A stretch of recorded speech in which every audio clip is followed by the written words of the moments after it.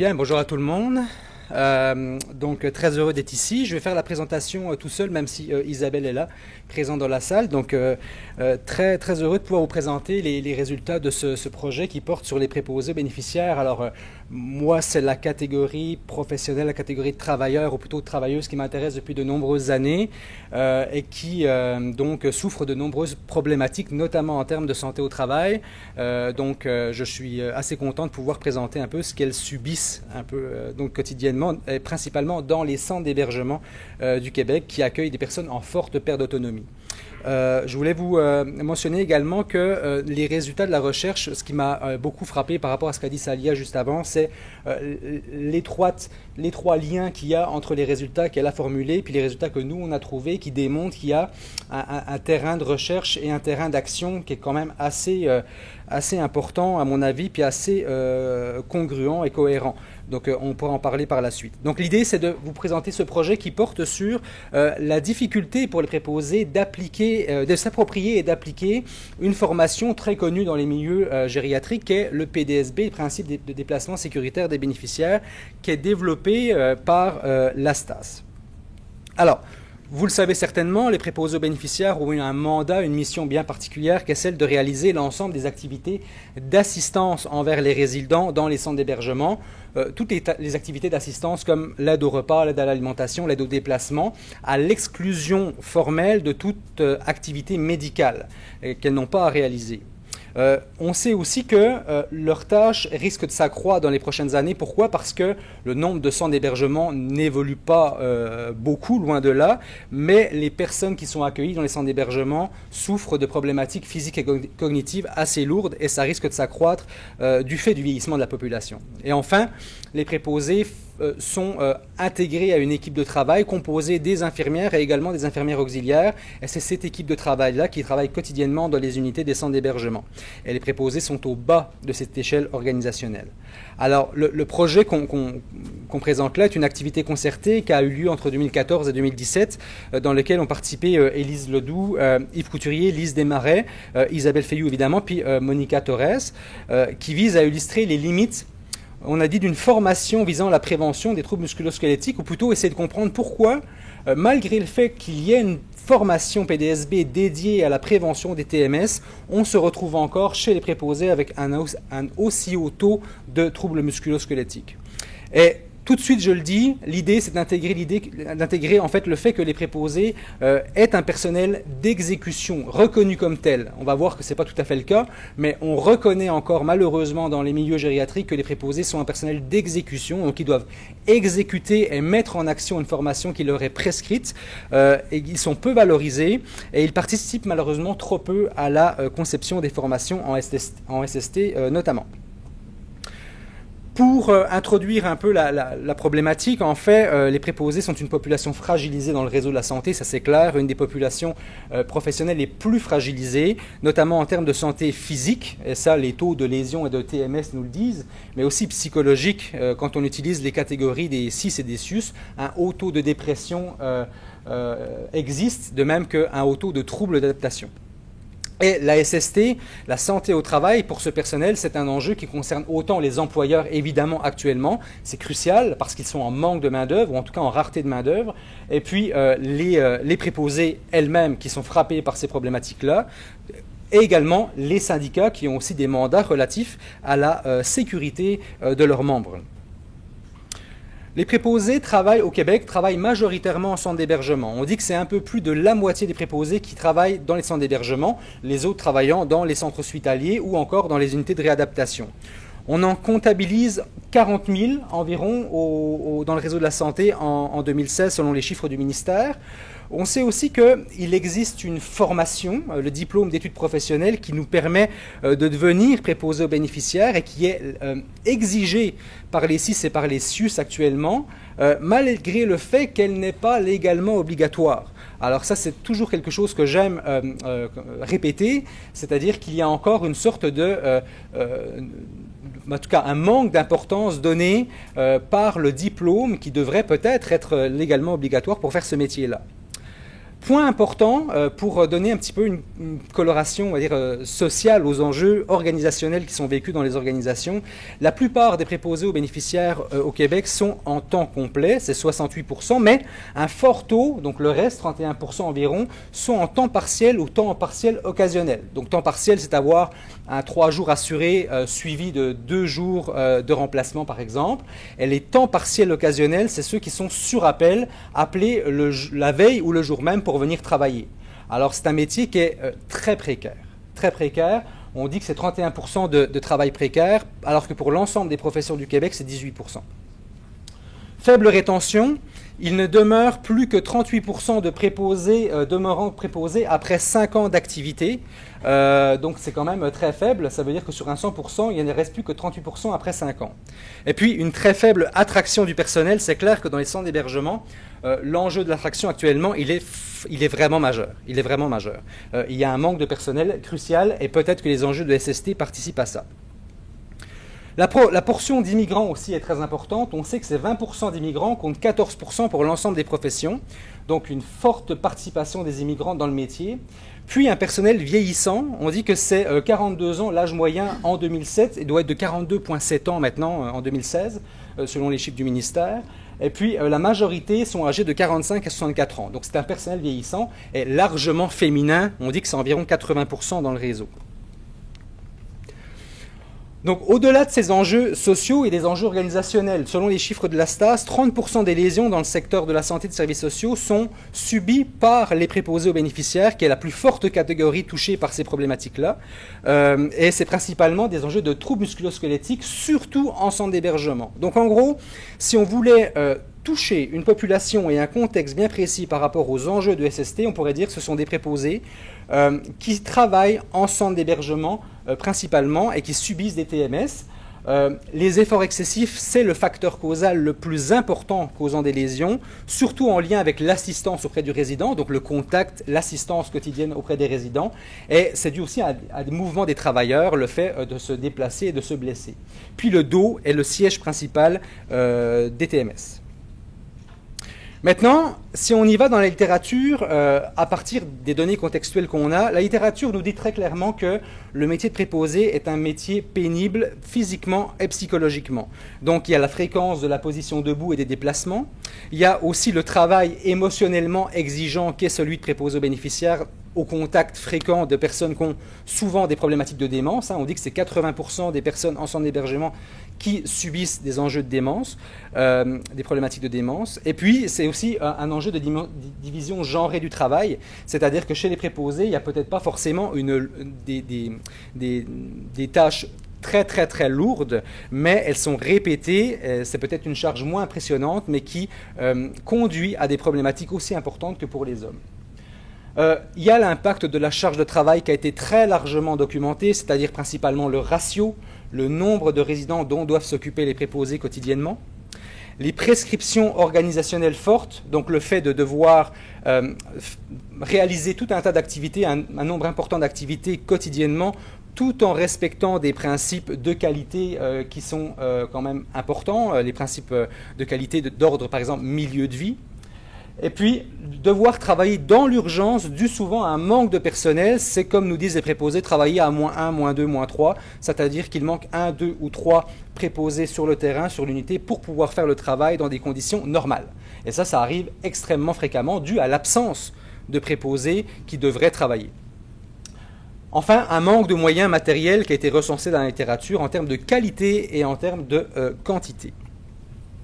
La littérature nous dit aussi que les préposés ne sont pas qu'un personnel d'exécution par rapport à ce que je vous avais dit au début, c'est aussi un personnel qui utilise des stratégies diverses et variées, les plus importantes peut-être pour réguler la charge de travail et les temporalités quotidiennement, et les autres, et c'est Esther Cloutier qui le disait, là, les stratégies de prudence, c'est-à-dire des stratégies pour se protéger malgré le fait que le milieu soit un milieu qui puisse produire beaucoup d'accidents. Alors, stratégie de régulation des temporalités vise à répondre aux exigences de production, le fameux ratio, et aux contraintes temporelles pour tenir le rythme.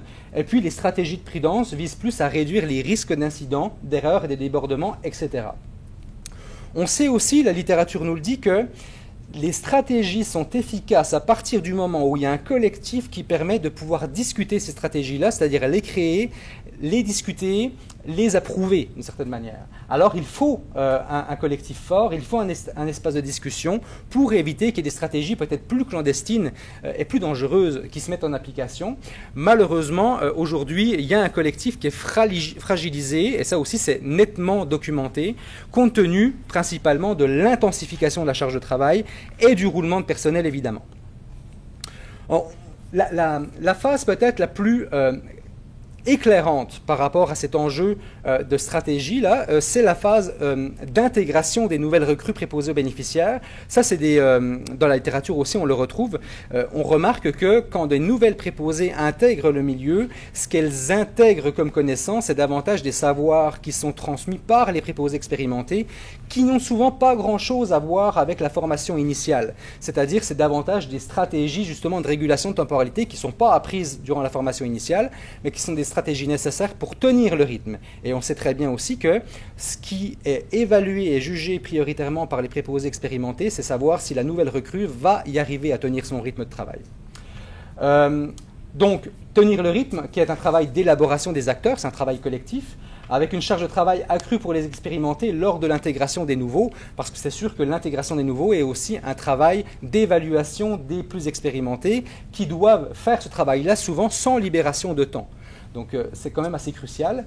Et la question qui se pose en ayant en tête l'idée qu'il y a autant de stratégies de régulation et de prudence, c'est qu'est-ce qui reste des savoirs appris lors de la formation initiale, notamment qu'est-ce qu'il reste du PDSB.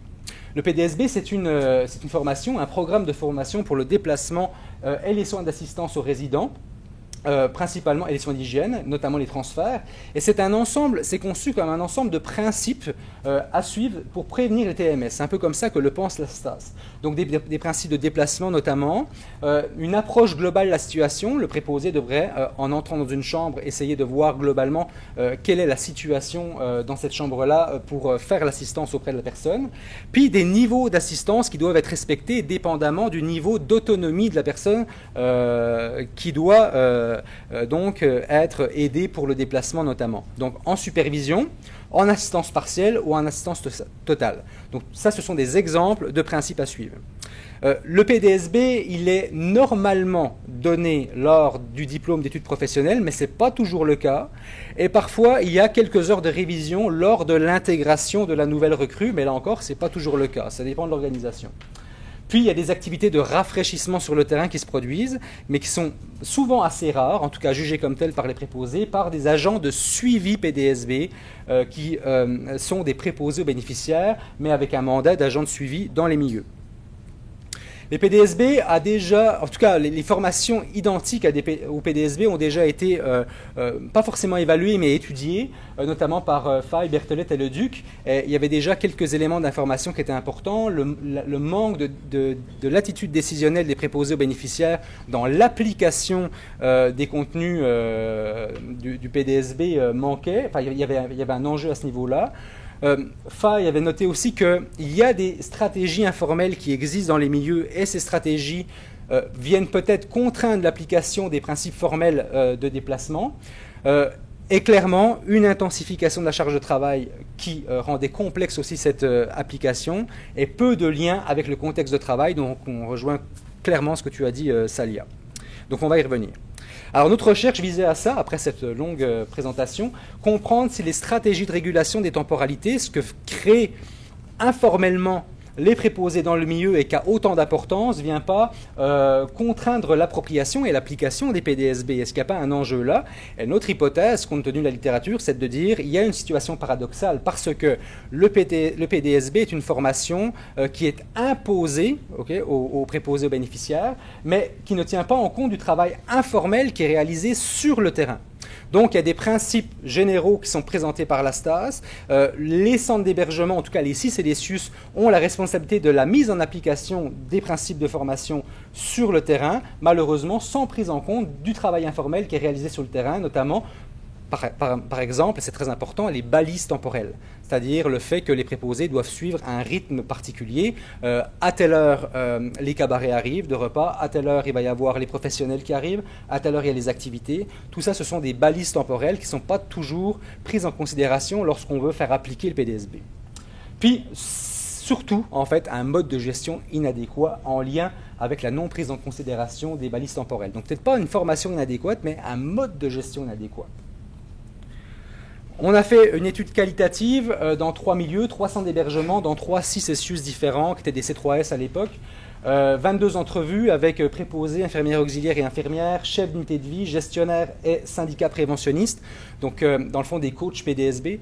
Ce qu'on voulait, c'est avoir une diversité, un éventail de points de vue sur le sujet, et on questionnait donc évidemment sur le PDSB. On a fait aussi 91 heures d'observation dans ces 3 terrains, observation de pratique et notamment comprendre ce qui se fait et ce qui ne se fait pas en lien avec le PDSB, puis 6 entrevues d'autoconfrontation qui visaient à revenir sur les activités observées entre le chercheur et puis le préposé, avec quelques enjeux, quelques limites qu'on a pu noter également. La nudité des résidents qui nous empêchait de toute façon d'aller observer ces situations-là et qui sont pourtant importantes en termes de recherche. La mobilité des nouveaux, pas toujours sur la même unité, c'est-à-dire le fait qu'un nouvel employé, même si on voulait le suivre, il fallait qu'on le suive aussi dans les diverses unités dans lesquelles il allait travailler jour après jour, ce qui était quasiment impossible pour nous. Donc c'est 2 limites fondamentales qu'on voulait vous mentionner. Point majeur des entrevues, les PAB subissent une intensification de la charge de travail, c'est ce qu'elles nous disent. Donc c'est-à-dire un manque de temps. De toute façon, dans peut-être, je ne sais pas combien d'entrevues j'ai fait avec les préposés tout au long des projets que j'ai pu réaliser avec eux, mais c'est toujours le temps qui revient comme le facteur numéro 1. Tout le temps, tout le temps, tout le temps. Le PDSB est une formation qui est perçue très positivement. Ils apprécient cette formation-là, mais ils ne la considèrent pas forcément comme une priorité dans le cadre de leur activité quotidienne. Et puis, ce qu'on remarque aussi, c'est qu'il y a peu de discussions sur le PDSB. Ce qu'ils nous disent, c'est qu'ils en parlent peu avec leurs collègues ou avec leur hiérarchie. Peu d'applications, mais parfois une certaine prise de conscience dans certaines situations, comme par exemple un accident. Et là, on lui demande, est-ce que tu as fait ton PDSB? Ah non, je ne l'ai pas fait. C'est dans ces moments-là que le PDSB revient comme quelque chose de central.